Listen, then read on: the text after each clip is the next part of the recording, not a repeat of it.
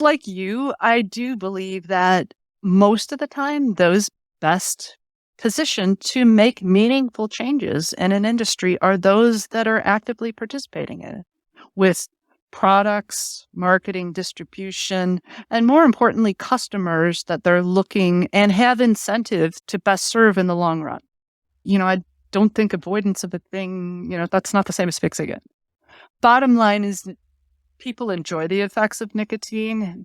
Some people like to smoke and have been doing so for millennia, right? So unless we're willing to try another run at a prohibition experiment, I think it's in some ways very irresponsible not to develop and offer safer means for people to consume nicotine that choose to do so. Hello and welcome to Signals by AlphaSense, where we hear thoughtful insights from business leaders, investors, and experts. Hello and welcome. You're listening to Signals by AlphaSense, and I'm your host, Nick Mazing. Today we have a very interesting topic. It might be somewhat controversial, and that is, are tobacco stocks now ESG? Traditionally, tobacco stocks have been excluded by all ESG investors due to negative screening. What this means is the exclusion of entire sectors from the investment universe. And I think there's a paradigm shift going on in the case of tobacco. I think it's a very outdated view because companies like Philip Morris International now have over 30% of their revenue coming from reduced risk products and will be smoke-free, as they call it, in the observable future. And to be clear, we're not endorsing tobacco use. We're not endorsing nicotine use, even though I think nicotine might be rehabilitated as a substance. I think tobacco companies are best positioned to reduce tobacco harm. And in the interest of full disclosure, both I and our guest from Broyhill Asset Management are long Philip Morris. I'm a long person. I've been a long person for a number of years. Our guest today, Andrea Sefler, is uniquely qualified to talk about this topic because she has a PhD in organic chemistry and is an experienced investor in the space. She's also one of my favorite people to talk to. Andrea, welcome. And what can you tell us about yourself and about Broyhill Asset Management? Yeah, so thank you, Nick, both for your kind words and the invite. And I'll echo your praise by saying I also enjoy our conversational smoke breaks, if you will.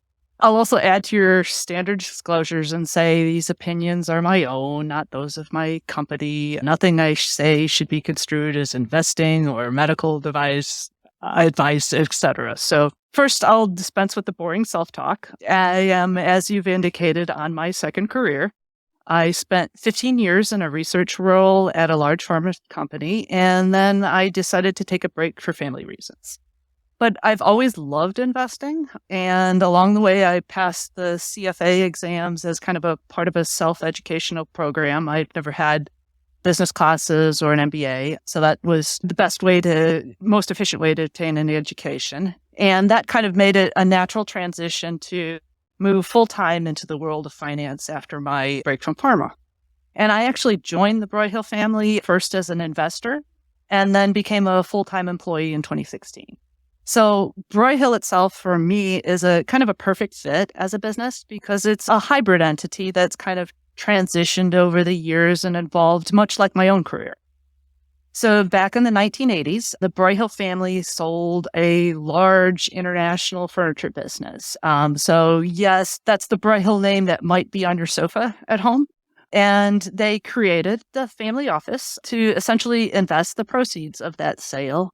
And we serve as the investment advisor essentially for that family office. Chris Pavis, my boss, mentor, colleague, friend, he was hired away from JP Morgan in the wake of the great financial crisis and became to the family office and became the CIO in 2011. And during that time, his primary focus has been essentially a proprietary, internally researched, value-based equity strategy. Other asset classes, yes, but that has been his primary focus. And that's kind of a fancy way to say we do investing the old-fashioned way.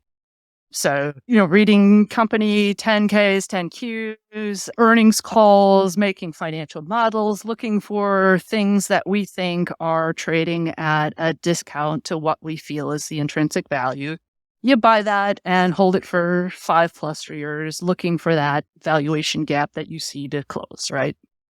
I would say that 20 years ago, that's probably 20, 30 years ago, that's the way almost everybody did investment management, right? That's probably not so true these days. Most people are looking at, kind of indexing or algorithmic or quantitative strategies. There's a lot of other ways most people do investing now. But what has kind of actually allowed us to keep that traditional investing approach over the years has been that family office strategy. So you think about a family office, there's a Tolstoy quote that goes essentially all happy families are like, and unhappy families are all unhappy in their unique way, right? It's similar family offices, right? They say, if you've seen one family office, you've seen one family office. They're all different. But one thing they tend to have in common is a perpetuity time horizon, right? So you're looking to manage intergenerational wealth essentially forever. And that makes it a good for these traditional long-term value strategies, right? The goals and objectives are very well aligned. So that structure has allowed us to kind of keep that strategy over the long term. Over the years, they created an RIA, a registered investment advisor entity. That's Broyhill Asset Management. And that allowed friends, colleagues, and eventually outside investors to invest in this strategy via what are called SMAs, which are just standard accounts, standard brokerage accounts at Fidelity, Schwab, wherever, that are managed to that value equity strategy. And as the assets under management track record has grown, there's been additional types of platforms and structures set up. So one is these, what are called TAMPs. So what we do there is we manage a model that is set up according to this strategy. And then on the other end of that platform, investment advisors can go onto this platform and allocate client money to our strategy if they choose. So that's what the TAMP structure is. And there's also private fund structures that kind of accommodate different types of investors that might be appropriate for, right? But over the years, really what we're doing is kind of the same value-based investment strategy. And I really enjoy working in this dynamic, sort of growing organization, but that also has this long-term commitment to traditional deep research. That's a really good match for the research skills the analytical skills I developed during my science days. So that's our story. So let's start with a review of the reduced risk products, or RRPs, because I think they're key to the paradigm shift, and we'll talk about a number of them. And many listeners are probably not familiar with all the innovation that is actually going on. So first, let's talk about heat not burn. And I remember trying IQOS, which is the PMI product, at Moscow airport in like 2017. And what it is, it's a handheld device with a slot for a cigarette-like stick, which is a little bit wider and shorter. And it is heated, not burned. And I think the experience is very similar to smoking. I mean, I did try it back then. I've also tried at a different European airport, the British American tobacco equivalent. And, the handling, a lot of the rituality around that is really preserved, and I guess that taste as well. What do our listeners need to know about the heat not burn products? Yeah. So, kind of putting my chemist hat on first, right? These products, these heated tobacco products, like you said, they're a device that you insert essentially real tobacco packaged into what are called heated tobacco units, or HTUs. Like you said, these are equivalent to a cigarette, but instead of lighting them on fire, what you're doing is heating the tobacco with that device. And that essentially vaporizes whatever chemicals, we call them VOCs, or volatile organic compounds, are in the tobacco. So these would be your nicotines, your flavors, your fragrances. That's a fundamentally different process than burning. So it's a physical change only. So if you think about boiling water, when you boil water, it's still water, right? H2O. That's what these heated tobacco units are doing. Combustion, though, that's a chemical change, specifically an oxidation process. So oxidative processes can come with inherent risks for a biological system. So think about what you hear from various health and medical news about oxidative stress and free radical toxicity. So these oxidative processes, like burning, can create free radicals, and those free radicals can damage tissue and biological systems. So at the bottom line, encountering smoke of any kind can expose you to these free radicals. And your lungs are actually designed to absorb gases directly into your blood. So inhalation is actually a particular risk. So it makes chemical sense that heating the tobacco, as opposed to burning it, will generate less of these harmful free radicals. And now kind of the FDA has seen enough experimental data to be convinced that that potential reduction in health risk is significant enough to warrant what's called an RRP label, or reduced risk product. So now the companies can put this label on their product. So what you've done, essentially, if you've reduced or eliminated the risk from the burning process, but you still might have risk from being exposed long-term, whatever those risks might be, from nicotine and the other chemicals that are being vaporized in the tobacco. We may know or suspect some of these, but it may take time to really sort that out properly. Because if you think about smoking, so we've studied kind of the risks of smoking, but we haven't done a lot of work really to tease out what's the burning risk versus the inhalation of the chemicals risk, to sort that out. So that's going to take time. Some of these things, like if you think about smoking-related cancer risk, that takes decades to develop. And nobody's running, a double-blind, gold standard controlled human clinical trial for decades. You just can't do that. So what you're doing is more of a survey type epidemiological study where you're, asking people questions and controlling for these people live in the country, these people live in the city, and statistical analysis. It's just going to take time to sort those out. But in the meantime, what they have is a reduced risk product label. So that's where you get that.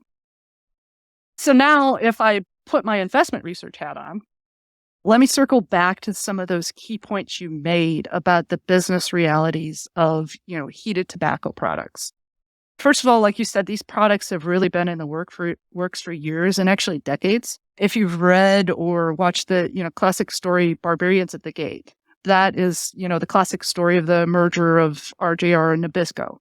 And you learn, if you've read that, you learn that they've been working on those devices from, almost as soon as we confirmed the risks of smoking. The problem was, that you noted, right, is what you're trying to do is adequately replicate the smoking experience for the users, right? And yes, nicotine is a big part of that because that's, addictive. But people also find the actions of smoking relaxing. People can like the flavors and fragrances. There's more to the experience of smoking than just the nicotine. And heating the tobacco does deliver the nicotine and most of the flavors. But one of the largest technical hurdles that had to be overcome was kind of the speed of that heating. The early devices, it took 10, 15 minutes to heat the tobacco. When you think about smoke break, that's the whole smoke break, and your tobacco takes that long heat. Now, compare that to lighting a cigarette. You light and immediately you're smoking. So it really wasn't until we progressed semiconductor technology to the point that you could send enough power through a small chip that you could hold and smoke, that you really had a chance of replicating that experience to the point where you could convert existing smokers to the device. So we've solved that problem. That's a business problem that's been solved, technical problem. There's another interesting angle, though, from a business standpoint, is that these heated tobacco devices now have kind of fundamentally changed the unit economics of the business, okay? So if you think about combustible cigarettes, they're sold in standard packs and cartons. And companies are they're reliant almost entirely on nothing but price increases to offset a secular decline in smoking. So over time, less people smoke. That's just the way it is.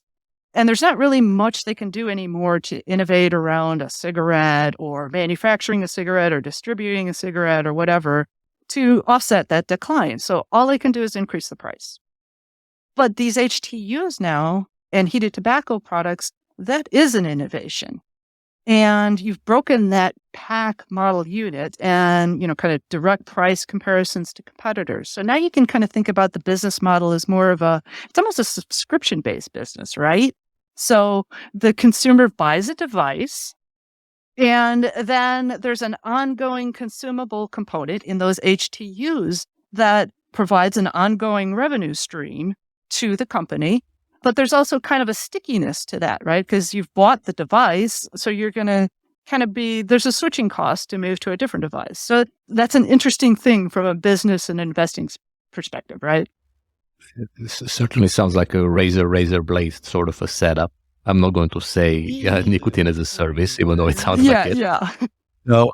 Let's talk about another reduced risk product, and that is nicotine vapor. And probably our listeners know Juul and Joy Blue. That was the L'Oreal product that then became part of RJR, which is now part of British American Tobacco and many other brands. So there's a device, which is reusable, disposable, size of a pen, maybe larger, that heats a liquid that contains nicotine. So what do listeners need to know about vaping? Yeah. So vaping is similar to the heated tobacco approach because you're inhaling a vapor and not a smoke generated from combustion.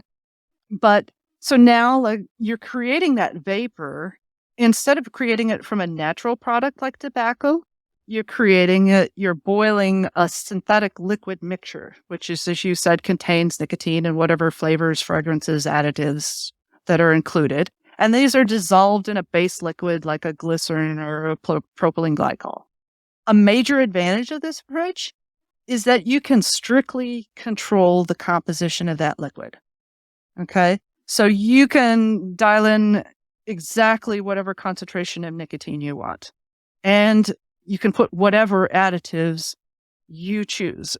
That mixture is what you've decided. A natural product like tobacco, you could measure the nicotine content in tobacco, but generally when you measure that sample, you've destroyed it, and you're relying on the tobacco leaf that's sitting next to it on the lab bench to have the same composition that you might actually make a cigarette on it. So you don't really know. And probably every tobacco leaf, the other components that are in there,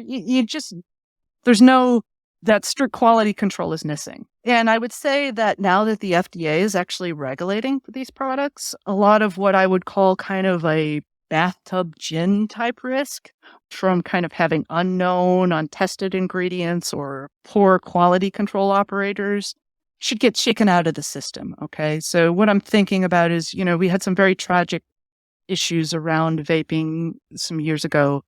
The FDA should be able to regulate that risk out of the system. We'll see where the FDA goes in terms of, kind of the fruity, minty flavors for vaping. These flavors probably make a difference in terms of new user adoption. You might be targeting a demographic such as minors that you probably don't want to. I would also say kind of logically from thinking about it, less ingredients might be lower risk because you have fewer chemicals in there that you might not be familiar with the long-term inhalation risks of. So, take like a banana flavoring. I don't know that we actually have any data or anybody has actually inhaled a banana flavoring for 30 years. So we don't know what that might do. So, it might be less risky to not have those in there. But, there is a kind of a thinking about it that kind of devolves it into a product that exists almost solely to deliver nicotine to those who choose to use it as stimulant. Okay. That's not necessarily a problem. That kind of a product is not without a precedent. If you think about caffeine, there are many people that really need and want their caffeine. If coffee is their method of choice, they might choose to consume an absolutely terrible cup of coffee out of a vending machine for the sole reason of getting that caffeine hit. Or, maybe chugging one of those little 5-hour energy shots, right? That's nothing more than like caffeine powder in a palatable liquid. So it makes it more of a commodity type product. And I would say it's fair to say there's a different public perception around that kind of product that could have an eventual political and regulatory policy impact. So that, could be a lingering risk to think about. But, overall, I'd say from a business standpoint, that increased regulatory framework ultimately creates a moat around the companies that are capable of navigating that. So there's a lot of resources and time, money, energy to get through that regulatory framework. So at the end of the day, it shakes out those companies that can't get through that and eliminates that competition. And I'm sure as a long-term investor in tobacco, you know what regulation did for the profitability of Altria, Philip Morris, et cetera, over the past decades, right? So one could imagine a similar scenario playing out for the vaping products that obtain FDA approval. So after vaping, the other reduced risk product category that I want to discuss is oral nicotine. And that form function has been around for a long time, obviously, in the United States with moist snuff. But talking brands like Copenhagen and Skol, you can stop at any gas station outside of a major city. You see them behind the counter. There is a much lower risk version, which is the Scandinavian snus. Brands like General, they came in the United States more recently. That's a Swedish Match product, and Philip Morris is acquiring that. And moving away from actual tobacco, which is what I think is the most interesting type product in oral nicotine, there are very safe products like Zyn and On. These are, to describe them in case people haven't seen them, they're little pouches like mini tea bags, if you can call it that, with cellulose, nicotine, and flavoring. And they're having prior attempts at oral nicotine, like gum, like dissolvable products and things like that have flopped, generally speaking.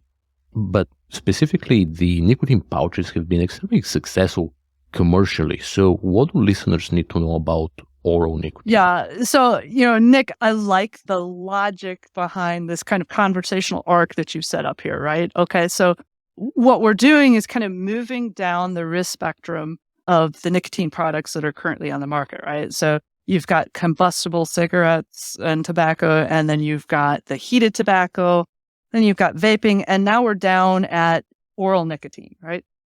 So what is different now is what we're talking about is what's called buccal absorption of nicotine. Okay, so absorbing nicotine through your mouth or gum membranes as opposed to through your lungs.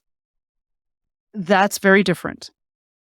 And to understand why, I got to throw in a couple of concepts around blood circulation and metabolism. Okay, so our liver and kidneys are there to filter and process waste products, toxins, unfamiliar chemicals. These are called xenobiotics out of our blood, okay? Most of these we ingest through our mouths or further on down our digestive tract, esophagus, stomach, intestines, etc. Okay?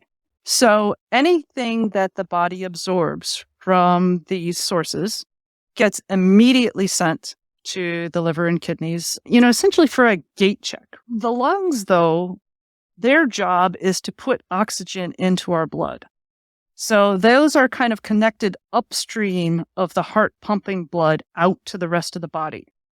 So anything you absorb through your lungs essentially gets one free pass through the body to do whatever it wants to do before it hits the liver and kidneys, and they get to give it that hairy eyeball and go, yeah, you're okay, or no, you're out of here. Okay. That doesn't sound like a big deal, one trip through, but it is, because these organs are actually really, really good at what they do. So I think the data behind like a nicotine concentration in the blood, one pass through the liver and kidneys can kind of drop nicotine concentration by 30 to 40%. Okay.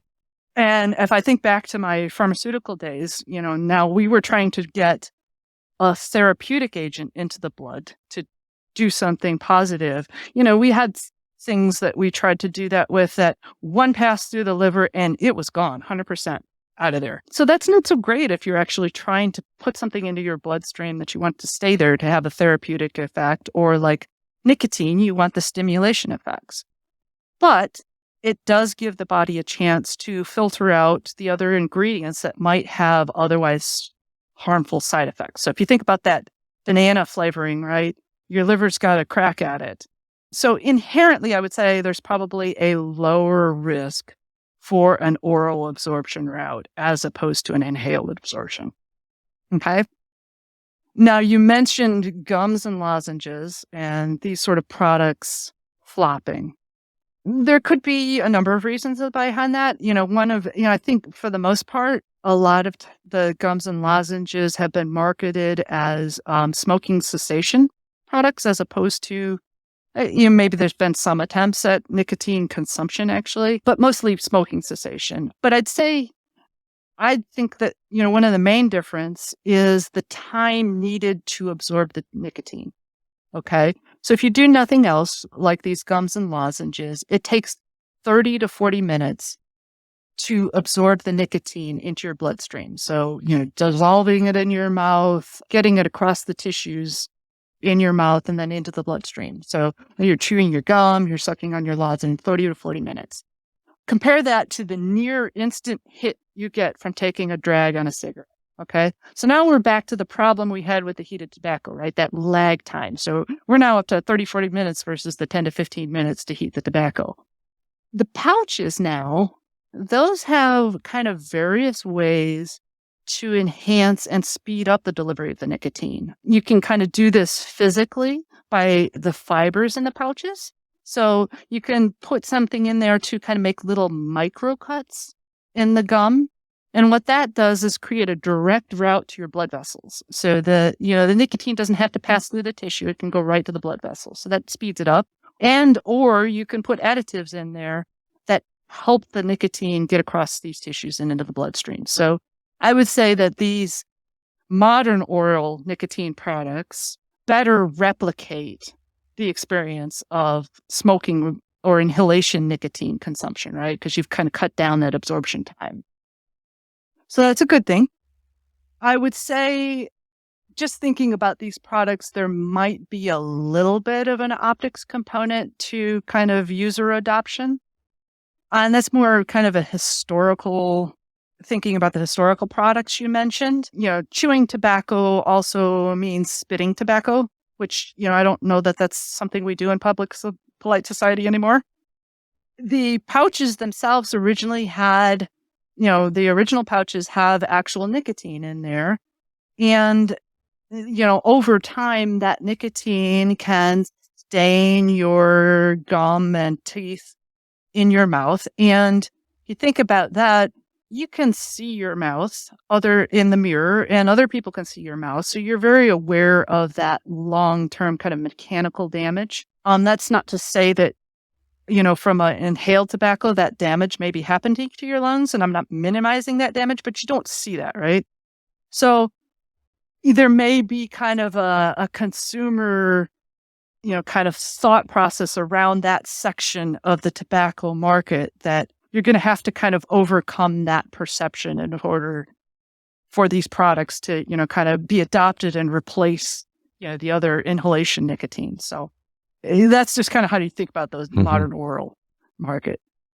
So we've covered in depth from many angles the pretty wide portfolio of new and relatively new reduced risk products that exist. So now let's talk about tobacco stocks. And like I said, I think tobacco stocks are now ESG stocks because they're best positioned to reduce tobacco harm because of all of these new products. So where does that? Yeah. So I guess to begin with, I would kind of use tobacco as a great case example to illustrate how I think about ESG type philosophies and really, kind of the best way to express them. So from a consumer standpoint, it makes perfect logical sense to direct your purchases towards goods and services that of course meet your needs, but also are produced and delivered in ways that, might align with your values, whatever those might be. In a sense, you could think of it as your consumer duty to vote with your dollars in order to participate in a capitalistic society, right? But from an investing standpoint, I would say, unless you're participating in an IPO or a direct capital raise, when you purchase stock on the secondary market, your capital ultimately goes to the investor selling that stock, not the company itself. So really, your main way as a shareholder to influence a public company is to actually own the stock and vote the proxies. withholding your capital investment, I would say, unless you're an absolute whale in the financial industry, it probably has little impact. Okay. And that would be me. And I guess like you, I do believe that most of the time, those best positioned to make meaningful changes in an industry are those that are actively participating in it with products, marketing, distribution, and more importantly, customers that they're looking and have incentive to best serve in the long run. I don't think avoidance of a thing, that's not the same as fixing it. Bottom line is that people enjoy the effects of nicotine. Some people like to smoke and have been doing so for millennia, right? So unless we're willing to try another run at a prohibition experiment, I think it's in some ways very irresponsible not to develop and offer safer means for people to consume nicotine that choose to do so. Admittedly, I definitely find the science interesting, but, I do think these are real product innovations. And, as an example, I don't think you should be opposed to safety improvements for cars simply because you don't think people should drive them, right? So that's, kind of how I think about it. Andrea, thank you for joining us.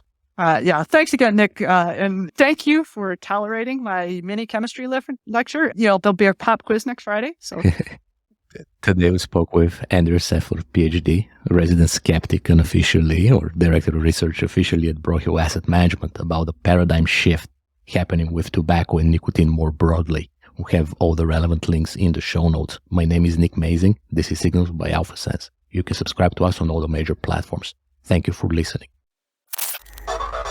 Thank you for joining us. This was another episode of Signals by AlphaSense. Keep in mind that all views presented here are the views of the guests and hosts and do not represent the views of their employers or of AlphaSense. Nothing in this podcast constitutes investing, tax, legal, or medical advice. If you enjoyed this episode, leave us a rating and review and subscribe for more.